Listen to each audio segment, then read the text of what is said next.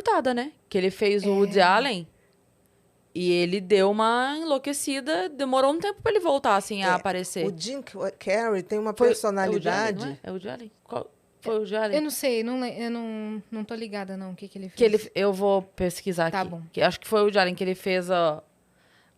tipo, que ele encenou a vida da pessoa. Eu acho que é, se eu não tiver... Você vê pra gente depois? Não foi Fih, por favor? Não. Teve também o Heath Ledger, que fez o Coringa. Sim, Né? sim.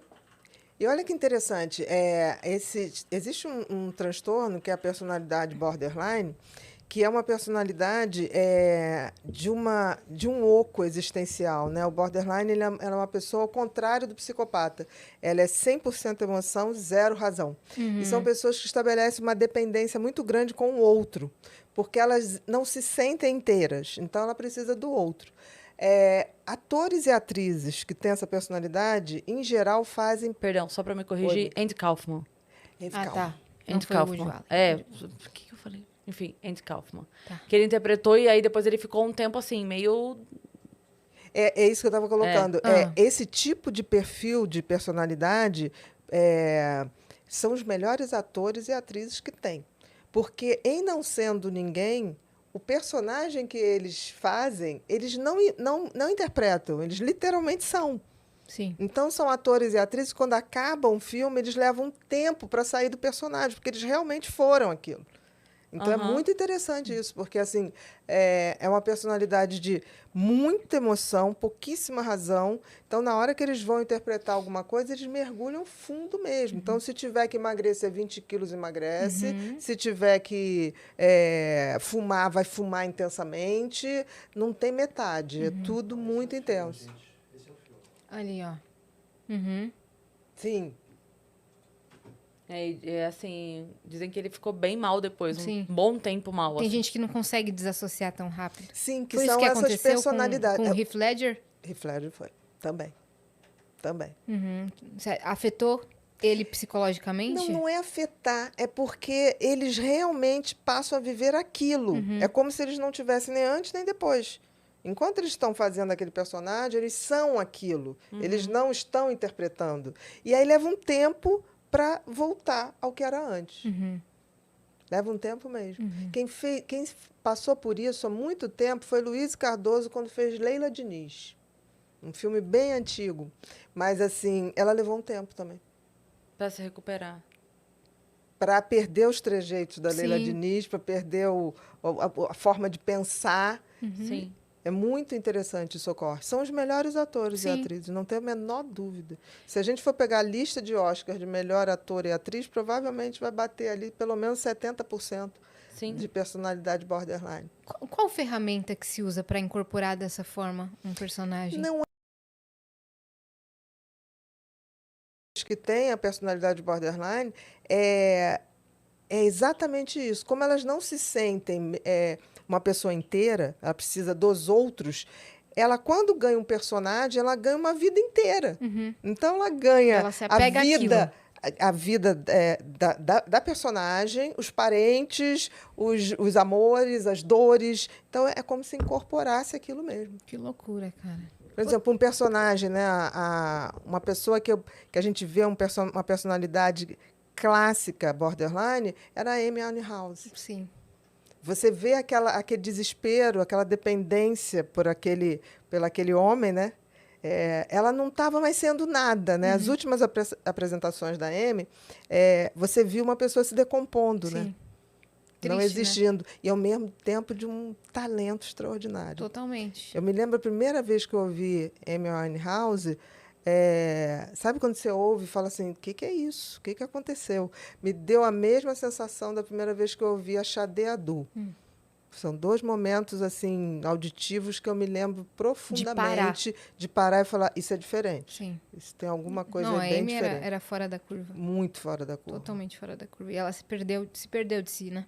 Totalmente. Porque em não sendo nada, ela foi sendo o quê? Ela foi sendo a filha daquele pai que gostava de músicas clássicas americanas, né? O Frank Sinatra, Meu Deus, aquela cantora bem de blues, Billie Holiday. Billie Holiday. Quer dizer, ela bebeu ali naquela fonte para agradar aquele pai. Uhum. Depois, Ella Fitzgerald. Ella Fitzgerald, né? Então, assim, ela foi se tornando ali a filhinha do papai. Sim. Logo depois, ela explodiu para um sucesso que nem ela estava preparada. Você vê que aquela menina saiu de pubs para ir para uma multidão de gente assustadíssima. Aí ela vai e se cola naquele cara que, na realidade, queria se aproveitar dela, né? E também as drogas, né? Vieram, Juntou tudo. juntou tudo, se perdeu.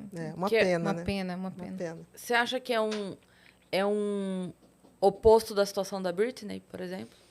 Não, eu acho que a Britney eu acho que tem borderline, não tenho dúvida, tá? E tem uma coisa também histriônica. Tem duas coisas ali. Não tenho dúvida. Porque, assim, eu sou totalmente a favor que ela tenha recuperado os direitos dela, não tenho dúvida. Mas teve um momento que ela estava bem fora mesmo da casinha. Bem mesmo. É que, na real, ela não teve a base necessária para lidar com esse momento, né? Exatamente. E aí, depois que ela já estava dominada, aí quem tinha má intenção se usou desse momento e seguiu. Exatamente, exatamente. E eu torço para que esse cara que ela está agora seja uma pessoa legal.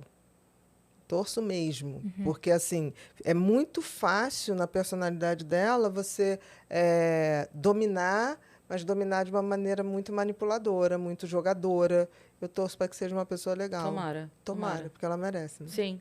Outro Com caso certeza. parecido, não sei se você já escutou, é daquela atriz de comédia Amanda Bynes. Não. Eu queria muito entender o que aconteceu com ela, porque ela tá totalmente diferente hoje. Ela era uma superstar de vários filmes de comédia. Ela é o cara, ela e os caras, um monte. E do nada ela aparecia surtando, né, nas notícias, assim. E aí ela foi diagnosticada, não sei se com borderline, não sei se com bipolaridade. Ela perdeu o direito sobre as próprias decisões. Os pais também tiveram Que intervir, né? que intervir. Fazer tutores, né? Como tutores. E ela meio que saiu da casinha totalmente. O olhar dela mudou. Eu não sei o que... Quando O tem que essa acontece? mudança de olhar, você tem... Olha só. Ah, tá. Sabe quem é?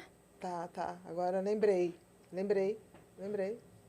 Gente, não precisa nada. Se a gente for lembrar daquela cantora... Gente, a Whitney Houston. A Whitney foi para psicose mesmo. Né? Ela só não ficou na rua por causa daquela apresentadora americana, a Oprah. Né? que realmente bancou. Olha Mas aí. você vê o seguinte, quando existe a questão dessa mudança de olhar, Yasmin, aí tem a tal da psicose, que as pessoas confundem muito com psicopatia, e não tem nada a ver. Ah, não, eu sei. Eu também não estava confundindo, não. Eu Tá? queria só entender A psicopatia é maldade, a psicose é a saída da realidade. Certo. Então, quando você olha para a pessoa, e o olhar da psicose é um olhar que te atravessa. É muito interessante. A pessoa não olha para você, olha através de você. Chega a dar uma sensação de invasão. de desconforto. De assim. desconforto, exatamente. Aí, ou pode acontecer de realmente ter um momento de psicose, isso é muito comum acontecer em borderlines graves, mais graves, ou então pode acontecer o uso de drogas desencadeando essa questão de psicose, que é mais comum acontecer. Como é que as drogas agem no cérebro para desencadear essa psicose? Toda droga, tudo que é droga, libera no cérebro uma substância chamada dopamina. A dopamina é responsável por aumentar o tônus muscular, por aumentar nossa atenção, nossa concentração. Mas em dose muito alta, faz você distorcer a realidade. Então, por exemplo, se amanhã chegarem assim, descobriu que você mascando capim-limão libera dopamina. Você pode chamar de droga, com certeza. Então, assim, vai liberando, não vai produzindo. Então, o que uma droga faz? Faz você dependente. Porque uma coisa é você estimular aquela produção, outra coisa é você liberar. É como se fosse uma laranja, que eu vou lá, espremo, sai dopamina, eu me sinto bem. Só que tem que ir espremendo, eu não vou produzindo. Aí, cada vez que eu quero aquele suquinho, aquela sensação, eu preciso espremer mais. Chega um ponto que eu vou aumentando, e aí dá a dependência. Toda droga causa dependência? Toda droga, se é droga, causa dependência. Droga no sentido de causar